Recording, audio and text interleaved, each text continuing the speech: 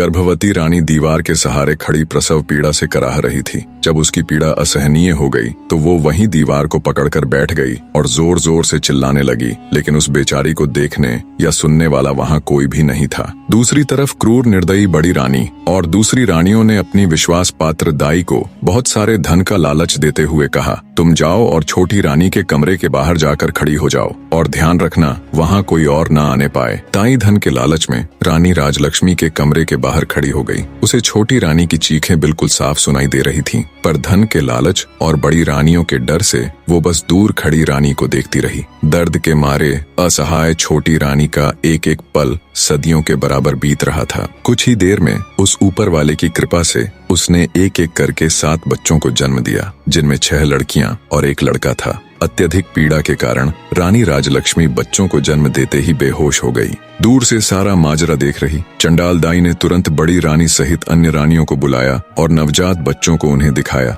वे सब ये देखकर हैरान थीं कि छोटी रानी ने एक साथ 7 बच्चों को जन्म दिया है और सभी बच्चे बिल्कुल स्वस्थ और तंदुरुस्त हैं। मारे जलन और ईर्ष्या के उन सब की आंखें विस्मय से फैल गईं। वे सब अपनी किस्मत को धिक्कार रही थीं कि कहां हम में से किसी को भी एक बच्चा तक नहीं है, और इस गांव की गंवार को एक साथ 7 बच्चे हो गए, और वो भी बिल्कुल स्वस्थ। पर कोई बात नहीं, जो हमें नहीं मिल सका वो हम इस गवार को भी हासिल नहीं होने देंगी। क्रोध और ईर्ष्या में अंधी हो चुकी बड़ी रानी ने दाई को आदेश दिया, तुम तुरंत जाओ और कुछ ईंट पत्थर के टुकड़ों को लाकर बेसुध छोटी रानी के पास रख दो। रानी का आदेश मिलते ही दाई तुरंत कुछ ईंट और पत्थर के टुकड़े ले आई और उन्हें छोटी रानी के पास रख दिया। फिर बड़ी रानी ने बेरहमी से दाई को आदेश दिया कि अब इन नवजात बच्चों को जंगल में ले जाओ और इन्हें मारकर जमीन में दफन कर देना। इसके बदले हम तुम्हें इतना धन देंगे कि तुम्हारी 7 पुश्तें बैठकर खाएंगी। धन के लालच में अंधी दुराचारी दाई खुश होते हुए उन बच्चों को लेकर वहां से चली गई। उसके जाने के बाद रानियों ने वहां से सभी निशान साफ करके